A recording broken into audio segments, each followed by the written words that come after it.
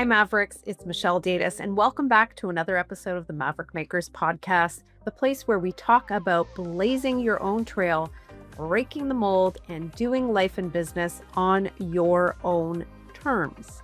Today, we're diving into something that every single Maverick faces. Yes, even the boldest among us. It's the moment when you feel the nudge to make a big move, launch a business, pitch the idea, start a new job, say yes to the opportunity, but instead of leaping forward, you freeze. You hesitate, you second guess yourself. Why do we do this? Why do we hesitate when it's time to make those bold maverick moves? And more importantly, how do we push past the hesitation, quiet the fear, and step fully into your own courage? And that's what we're unpacking today. I'll leave you with some tools and practical tricks so you can use them to park fear at the curb and start moving forward like the maverick you truly are. So if you're ready, let's get started.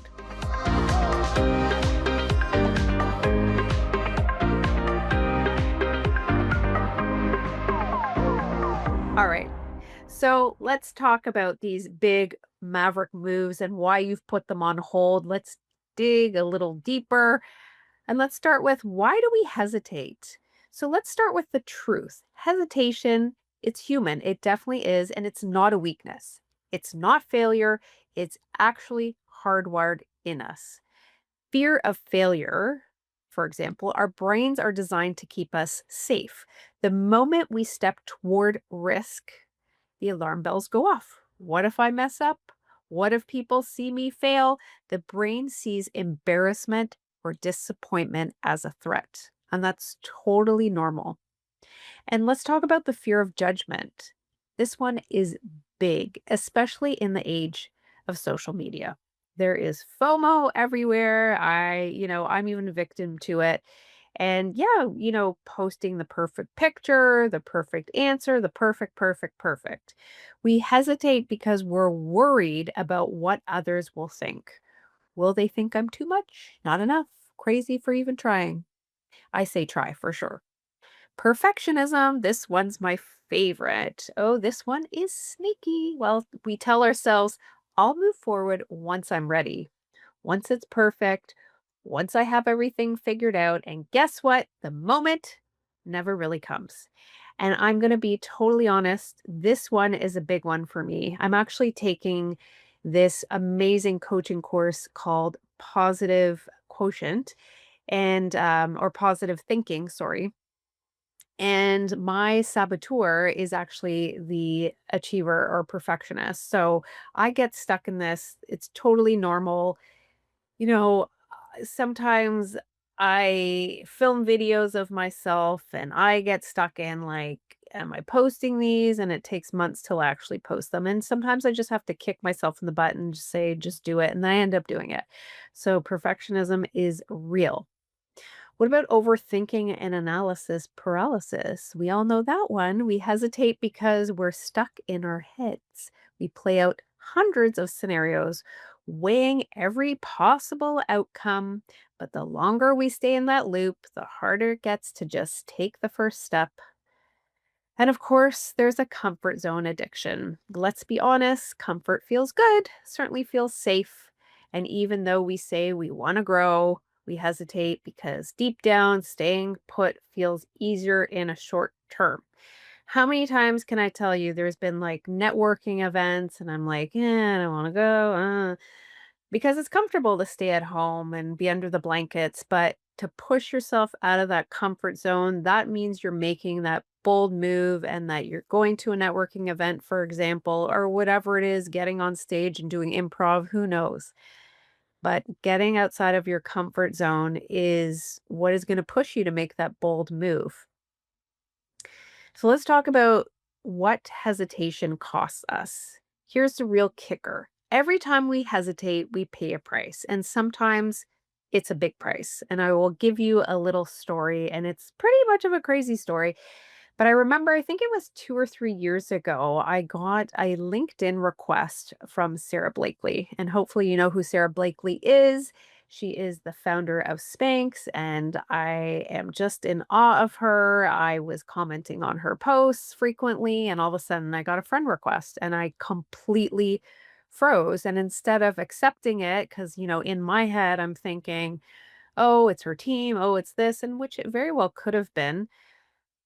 I didn't accept the request. Like, I just couldn't make sense of it, and I was hesitating, and then long story short, a few months later when I had the courage to accept the request, it looked like the request had been rescinded, so I missed that huge opportunity to actually connect and speak with Sarah Blakely, which Sarah Blakely, I hope you're listening, and if you are, give me another chance.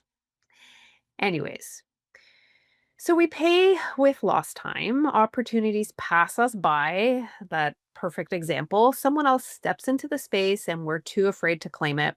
We pay with regret. The what if starts stacking up. What if I had tried? What if I had just gone for it? And we pay with our own confidence because, as we know, as time goes by, the confidence dwindles. So every time we choose hesitation over action, we reinforce the story that we're not capable, not ready, not enough. But the opposite is also true. Every time you take a bold maverick step, no matter how small, you reinforce the courage. You build evidence that you can handle it, and you can.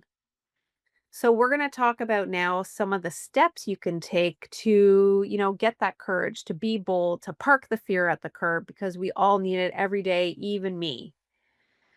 All right, so now let's get practical. What if we do all of this? How do we actually move when fear is allowed and hesitation is holding us hostage? Here are some steps and tricks you can try. All right, so name the fear. When you feel hesitation creeping in, pause and ask, what am I actually afraid of? Is it failure? Is it judgment? Is it looking foolish? Often just naming it out loud takes away some of its power. And that's totally true. So, really identifying what is stopping you, what is that fear? And then the next thing you need to do is reframe that failure as feedback. So instead of seeing failure as an ending, see it as information. This is really interesting. So, what did I learn? What will I do differently next time? Every so called failure is just a stepping stone towards success.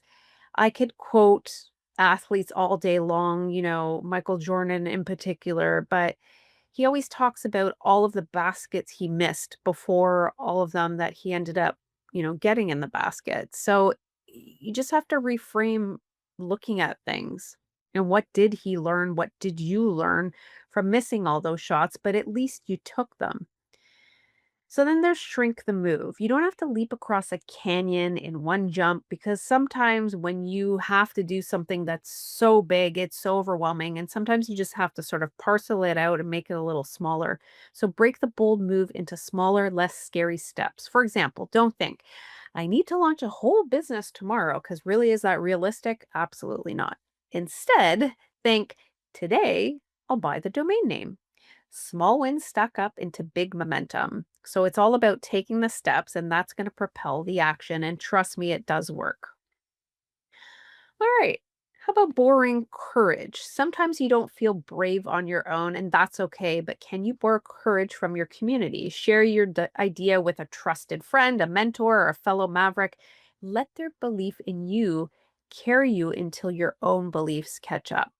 So one of my closest friends, Micheline, her and I always do this. So, we bounce ideas off of each other and she gives me the courage and I give her the courage to take those bold moves. And sometimes you really do need that cheering squad. In fact, you need it for sure. That's what life is. It takes a village. How about visualizing the maverick version of you? So, visualization, some of the greatest successful people in life, for example, again, I'll touch on Sarah Blakely. She talks about visualizing. So, you need to picture yourself on the other side of hesitation, the version of you who already took the leap. How do you feel? What opportunities opened up? Let that vision pull you forward.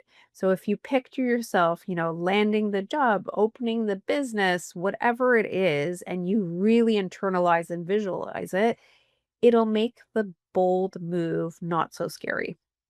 Set a decision deadline. And this really is important in leadership and just making the move. And, I'm going to quote Mel Robbins, and I've talked about her before in the podcast, but I don't know if you know 5, 4, 3, 2, 1.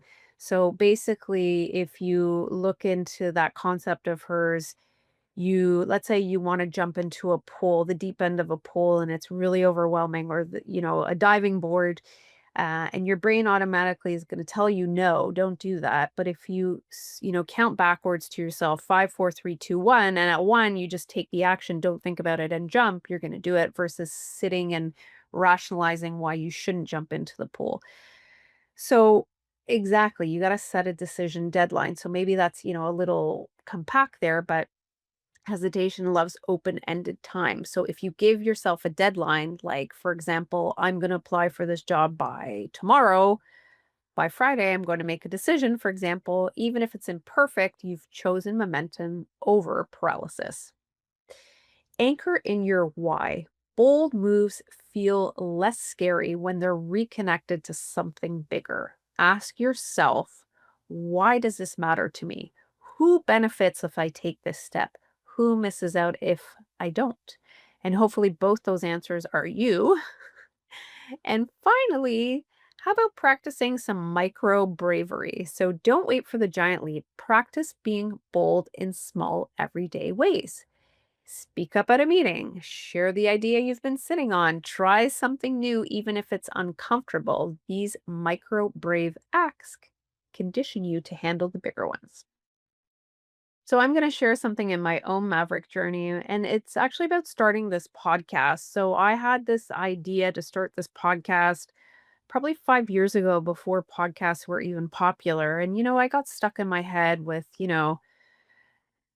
will I have the right guests? Am I good enough? Do I look right? This, that, and the other. And it really, really paralyzed me to make that Maverick move. And then, finally I worked through the things and I was like, you know what? I got this. And then I took the leap. So sometimes it's just about giving yourself grace. And, even if you have the doubt, the hesitation, the butterflies in your stomach, you just have to go for it. It reminded myself that fear doesn't mean stop, and fear just means I'm stretching. And that's just a small story, but let me tell you, I have 22 years of running my own business and I am up against bold new moves every single day. So you just have to do it. So, Mavericks, here's the takeaway. Hesitation is natural, but doesn't have to run the show. The next time you feel yourself pausing, second guessing, holding back, remember the bold Maverick move is usually just the other side of fear. Ask yourself, what's one bold step I can take this week? Not the whole mountain, just the next step. And then take it. Because the world doesn't need more people stuck in hesitation. It needs mavericks willing to step up, speak up, and shake things up. Thank you for spending this time with me today. If this episode resonated with you, share it with another maverick who needs a reminder to be bold. And don't forget to subscribe so you don't miss future episodes. Until next time, be bold, be brave, and keep making those maverick moves. The Maverick Makers Podcast is sponsored by Maverick Makers Content Creation Collective. We fuel your content pipeline through video, photography, design, and editorial. Let's connect to your audiences and make more sales. Learn more at maverickmakersco.com.